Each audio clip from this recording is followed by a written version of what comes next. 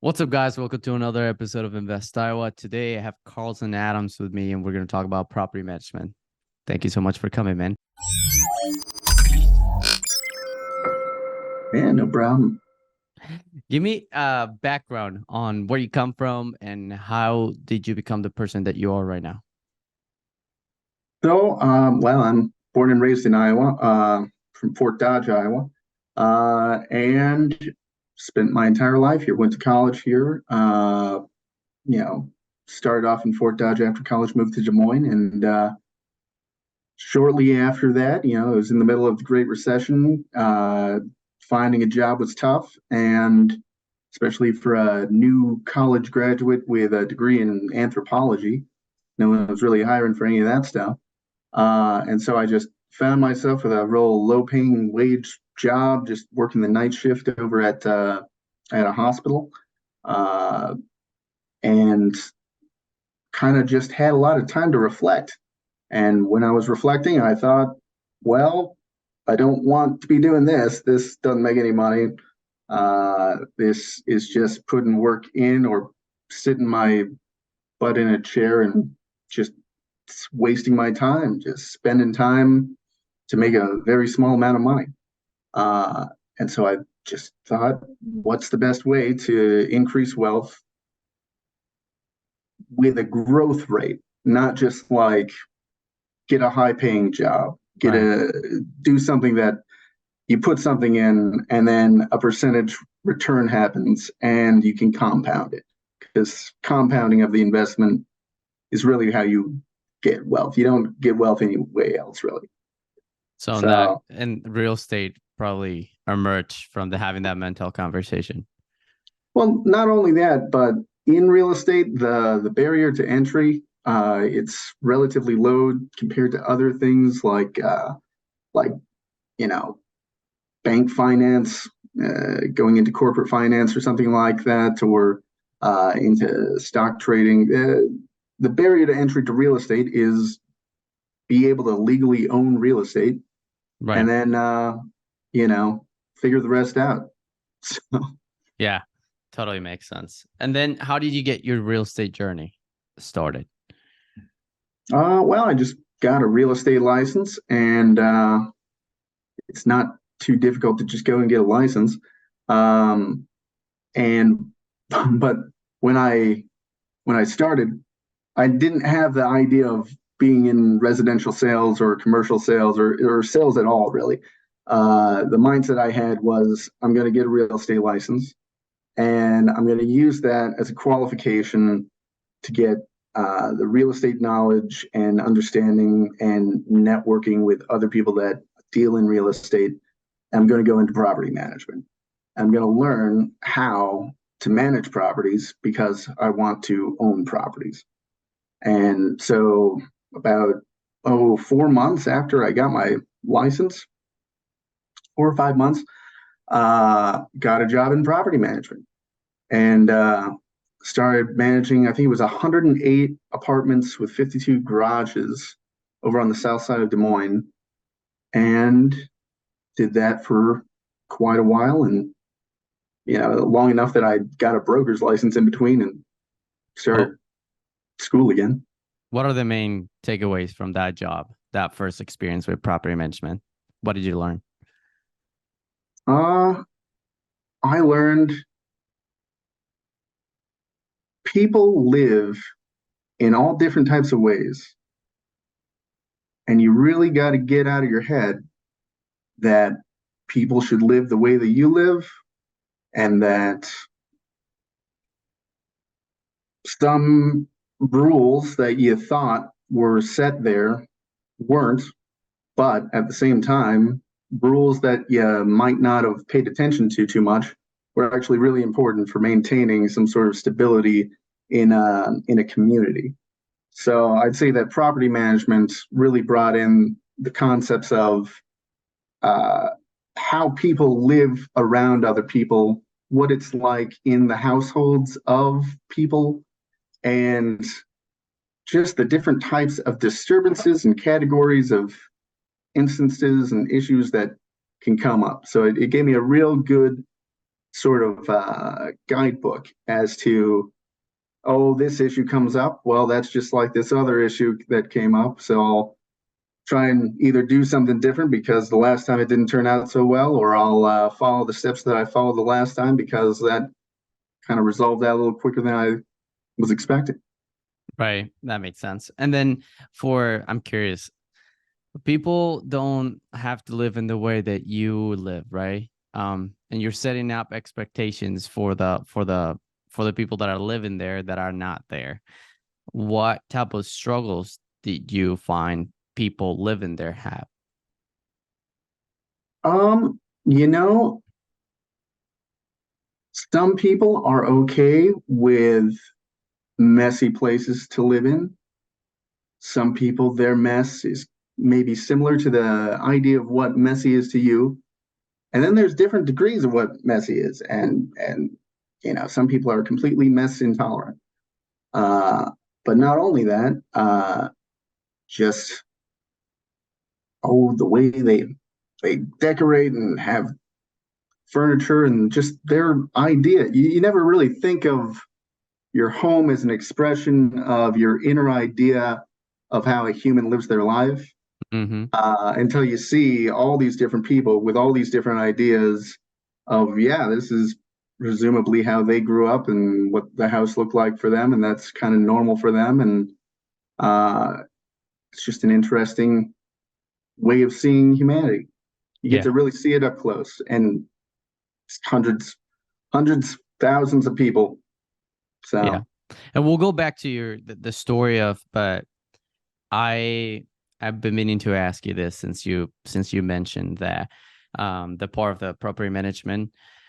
What do you think are the most important metrics that you should follow to properly manage, a multifamily apartment? Because we're mostly talking about multifamily apartments, correct? mhm.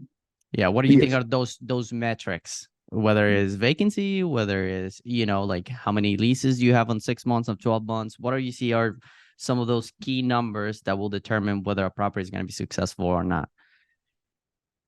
So there's a couple of different levels uh, because you have to think of it as what's the tenant looking as far as their metrics, what's the property management administration that you're operating within looking as far as their metrics, what's the ownership's metrics that they're looking for, and then even more broadly, just the entire investment cycle itself and what are the metrics to follow for that. So each level has different metrics that are important to follow. At the tenant level, you're looking at satisfaction and renewal rates and any survey results that you get from there, just to gauge sort of the stickiness of your property. So you want to make it so that people renew, because renewing is really the one of the largest, I'd say, money savers of anything. You kind of think of these contracts as you sign a contract, maybe it's only 1 year, and then they leave, but you got to repair some stuff, or you got to market it, and these expenses add up. Yeah. But if they renew, presumably the rent is also increased, so there's that. But really, you get this increasing your overall return the more you get them to renew and to keep them there. At the same time, you don't want people to stay for too long of a time period because you run into issues with renovations and project management on that sort of thing, where updates of the property. As for being a property manager, the type of metrics you're looking for is basically responses to your marketing, getting leases signed, doing tours, getting the numbers of those things up, as well as just you're also concerned with the satisfaction of the tenants themselves. And also because everybody's looking at you, the ownership's looking at you and expecting something. They want the occupancy to go up, and occupancy should be going up, and the rent should be going up as well, ideally. and as well as your overall metrics of cost per turn. So you're also going to be, as a property manager, looking for the efficiency of the dollars you use for managing the property, meaning keeping the costs down for turns, as well as keeping the costs down for marketing and keeping the costs down just in general.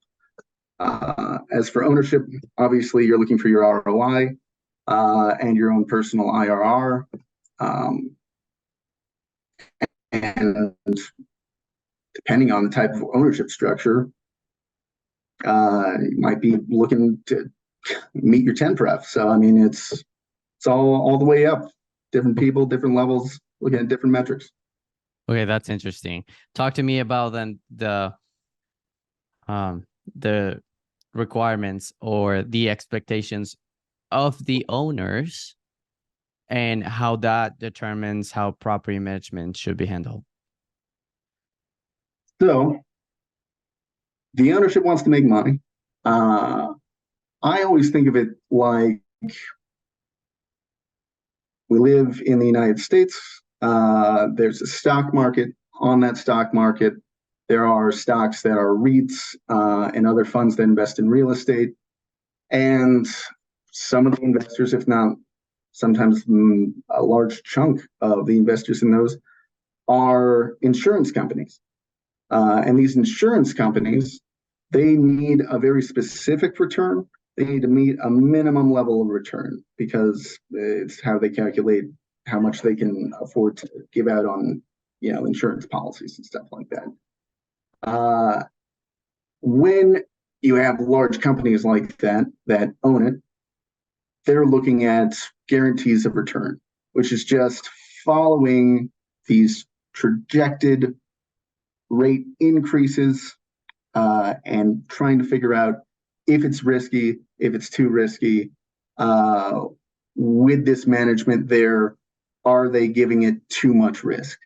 Okay. Like the instability of the property. So they're looking to secure stability and also guarantee a specific return. When dealing with other groups like private equity funds or private REITs or even individual investors, their eyes are much more on the property or much more on the administration of the property. And so what they're looking for is just your accounts receivable, keeping that low, keeping the effective amount of money that should be going over to there, as well as hitting benchmarks for increasing rents and meeting those type of objectives. But it's a much more personal look that you get when the investor is especially when they're an individual. Like the first person that I worked for was a guy. He owned the building. He would go there and talk to you. But the larger you get up, then it gets a little bit more abstract, and they're looking for different things. Okay, that's interesting. That's the next thing that I was going to ask you, and it's about the property type, the A, B, C, D, like that, and also the unit count. And I guess at what point do you draw the lines into the different strategies that you will have? I'd imagine someone with a type C property doesn't have the same structure, the same goal, the same benchmarks that someone with a property type A, That would be ideal. Unfortunately, when you get into certain situations, individual investors, they like to choose a class of property and stick with it in general, or they like to try and climb the ladder, go from C to B to A, which is just a way of reducing your risk over time because they're less risky at the A level, but less return at the A level. But still, what basically happens is with property managers, they're pretty expendable. They're replaceable. They're just it's kind of the lowest level management position I could ever imagine. At least when you're at the lowest level of like C. Okay. So I mean, like it's just go to work, put out fires, handle crazy domestic disputes, and just collect money. Just keep people from killing each other and getting the property sued and collect money. And the higher you go up into the B's and the A's, becomes more of a preservation of the value of the asset, becomes much more of a primary concern. Oftentimes with C properties, the objective is depreciate it, but try to keep it going, resuscitate the corpse, keep the corpse alive, and Okay. then hopefully you'll be able to sell it to a person that is able to get bank financing and pump the money in for new capital expenditures that people didn't before. The so popular value add properties. What do you think about those? What do you think about, yeah, because I've heard people that, get your property type C and then they renovate it because it's usually under managed and they play the refinance game Mm-hmm. and they keep rolling the ball into different assets. Is that Yeah, what you're referring to? yeah, that's what I'm referring to when I say just climbing up the ladder from C to B to A, Okay. where you buy the distressed assets, you use a bank finance, and you try and pump into the cost that will to restore it and put the capex that had not been there before, and just sort of revive it a little bit. Maybe give it 10, 20 more years or something, and then hold on to it for 5 to 7 years and sell it to a person that they don't want to put in that money. They just want to ride it out the rest of the remaining period that it has left. And then at the end of that cycle, another person comes in and says, hey, I've got bank financing. I want to come in there and take that depreciated asset and put in all this capital expenditures to bring it up and revive it again. It's just, It's a cycle. zigzag. Mm-hmm. Okay. What do you say are because you were in this property management game to start owning properties to get your feet wet with owning your own properties. What do you say are some of the main things, the main takeaways from everything you've done so far that you'll say, if I could go back in time, this is what I will do? Oh,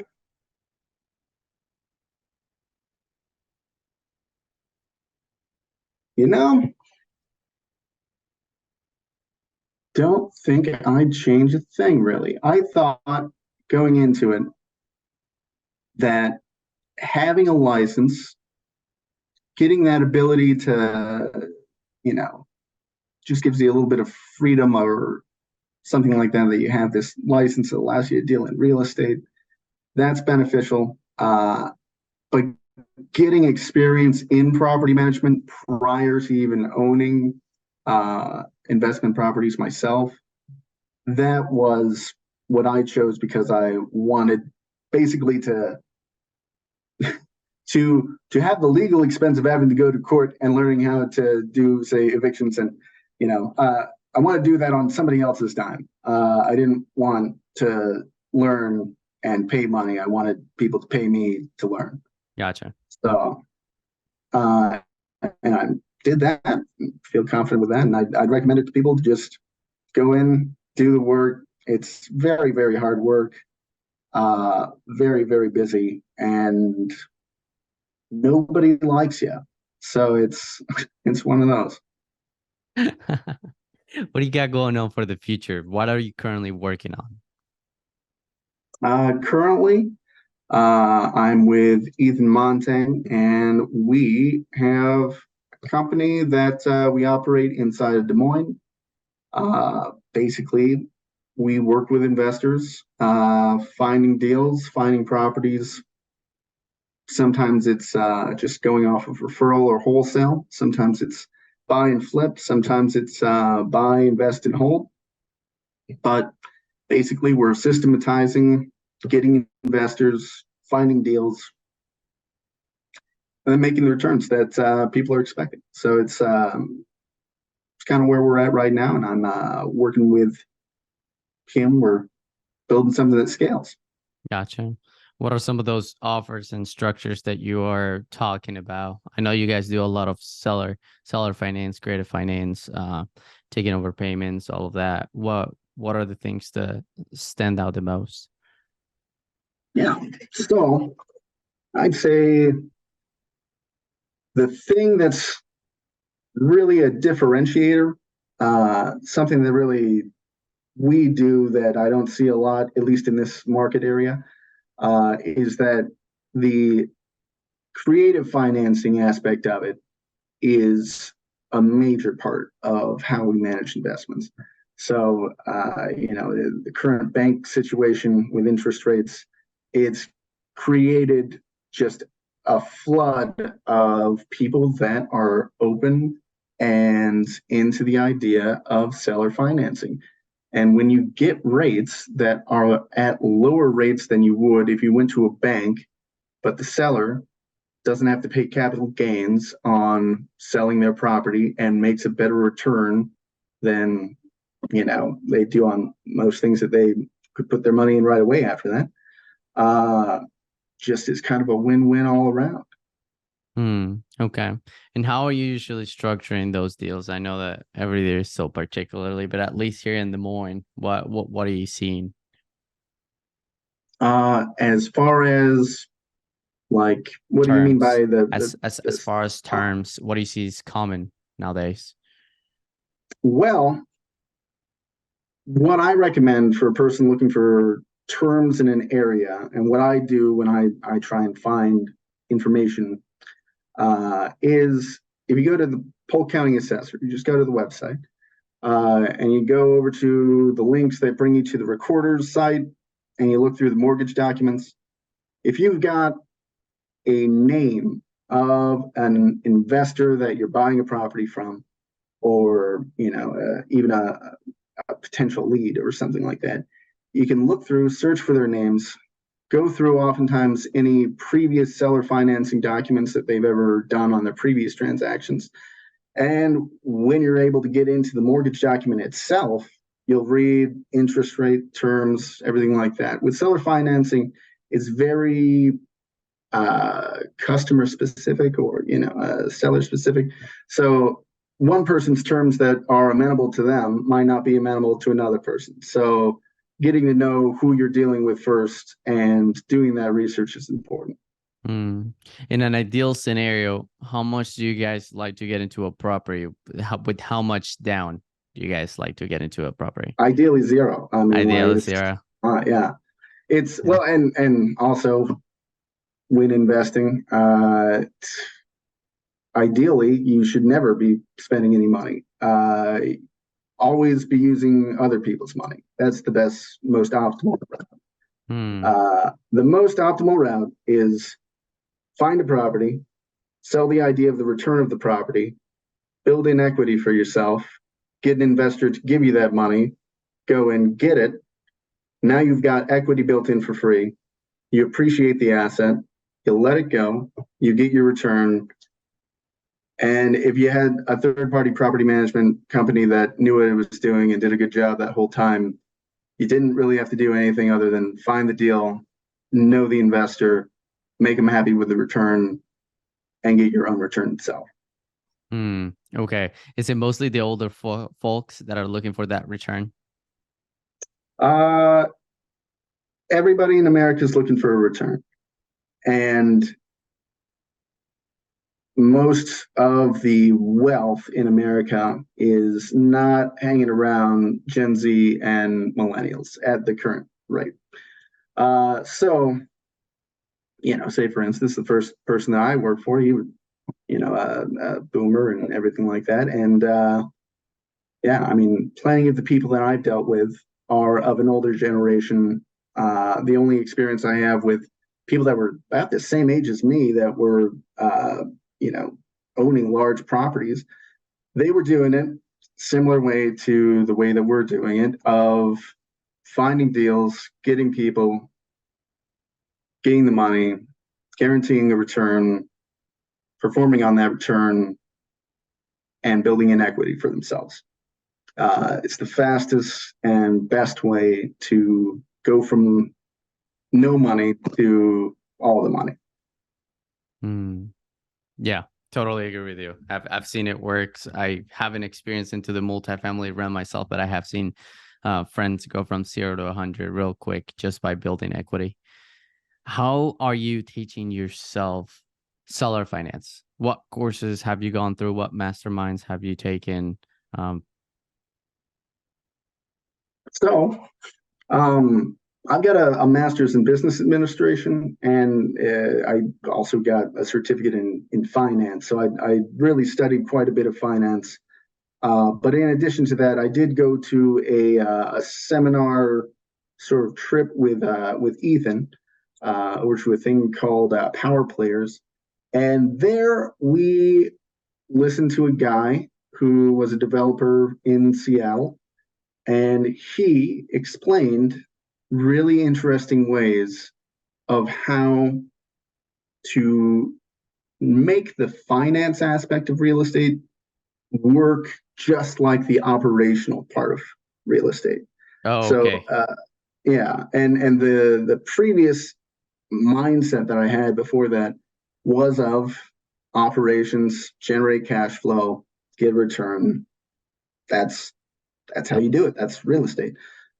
But what he was talking about was something completely different that just added another uh, another stream of cash flow to an investment, and it's a very powerful tool. But it's basically dealing in seller finance, trading notes, understanding how to calculate the difference in value of different notes and their length of term and their interest rates, and making it all work so that you get just kind of a second bite at the apple. Hmm. So that's kind of what that one went over. Selling notes. I've heard that term multiple times. Give me a brief explanation of what you will consider dealing with notes and how it will be different that your average real estate transaction. Sure. This is how you sell notes. You find a person that's willing to sell the property using seller finance. You get them locked in on a rate and a term. Ideally, you want them to say, I'm okay with interest only payments. What happens when you have a note that's an interest only payment is you've essentially got an asset close to a bond. This is a bond where it's an amount of money that's got to be paid in the future, and little coupon payments that have to be paid intermittently over the course of that life. Okay, I see where But you're that, going with this.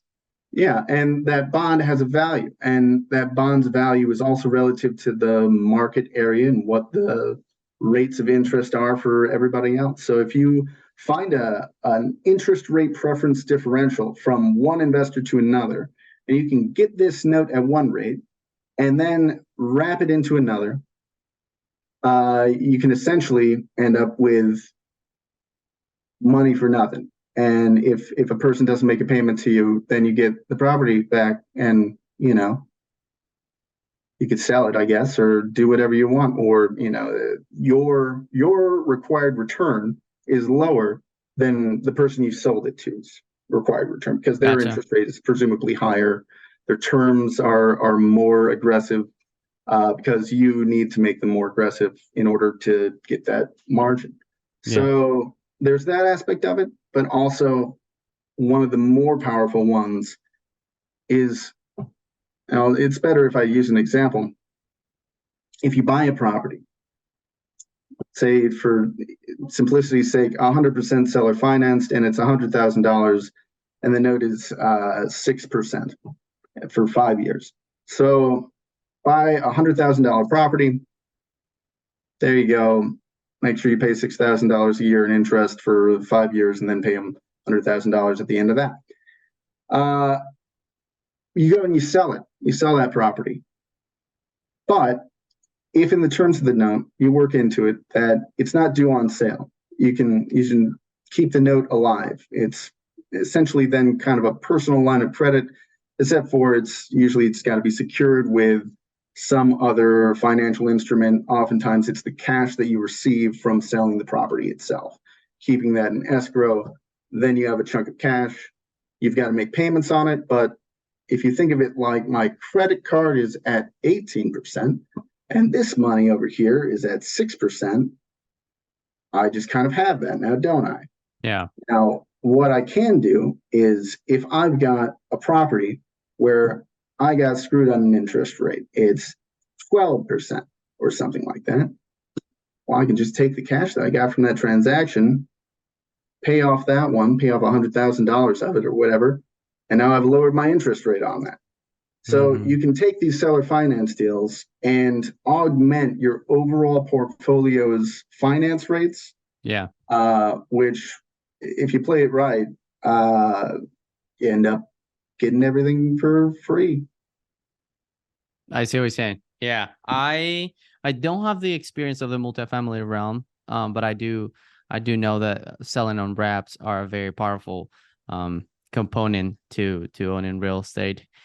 For single family, I feel is a bit different, and I don't think I necessarily understand how it will work for multifamily. So I'll give you an example of what I'm talking about. So for single family, you will have an existing loan, right? Let's say you take over the payments from someone subject to transaction on a single residential family home, right? And then you find a buyer that you put in place. You do the screen, you do all of that, and then the terms are, your PITI is going to be this, and then interest rates and insurance plus the cash flow that you want to get out of that deal, right? And then you just sell that note to that buyer, right? That's how ideally.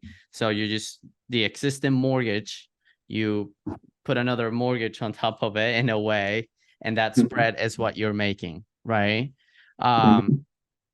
in theory, that's how it works in single family. Is that somewhat the same for multifamily? So yes, you can do wrap notes in multifamily.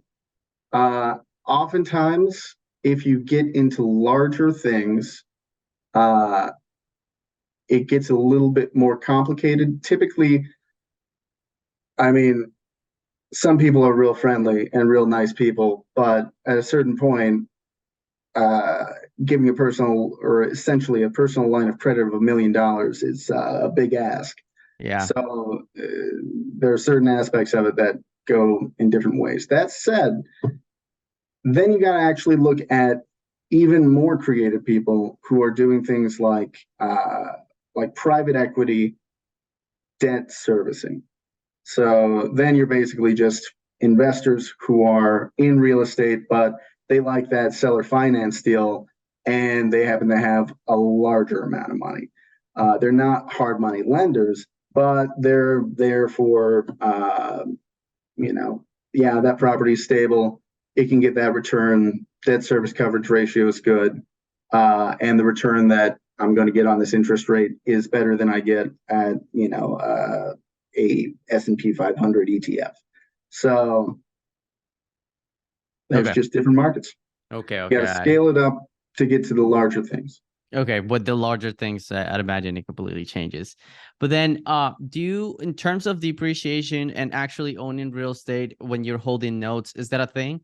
Are you actually able to depreciate things when you're just holding notes? So now in Iowa, we are a mortgage state, very different from deeds of trust state. And so it will always depend on that, on who actually holds the title. Is it the person that's paying at the end, the front end person who pays the largest interest rate? Are they the owner? Or how is it considered? So whoever owns the asset, they depreciate it and they can take whatever tax advantages that they want from it. But when it comes to uh, like these wrap notes, typically one of the best advantages is just that it's passive income that is treated better than if you were going out there and doing something different. Okay. See, that's where probably the single family, the multifamily will meet. It's just that passive cash flow that you don't have to necessarily work for. Especially like in single family, you sell something on a wrap on as a note, and that's not your home. You don't have to do anything with the property, and there's clause in place that the moment that something doesn't go according to the agreement that we put in place, that person is no longer the owner of that property, and then you can do it all over again. Is that similar to multifamily? Uh, that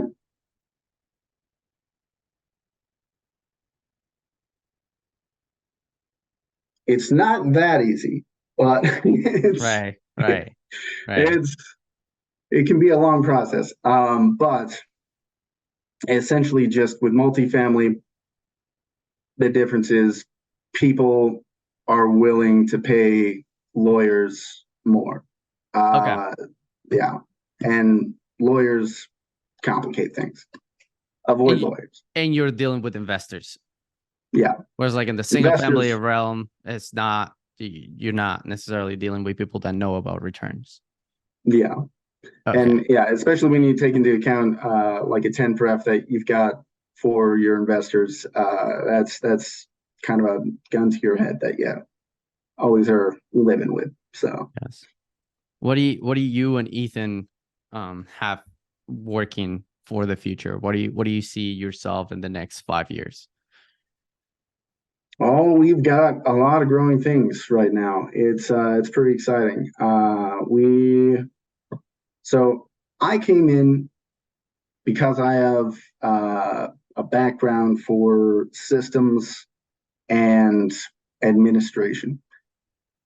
And Ethan, he is just the best salesman. So what I am here doing is getting all these potential sales and potential investments, and I'm organizing them and structuring them so as that they're handled correctly, properly, on time, meeting the returns, meeting the deadlines, and making sure that we're able to project future cash flows. Uh, the number one thing in real estate is projection of future cash flows.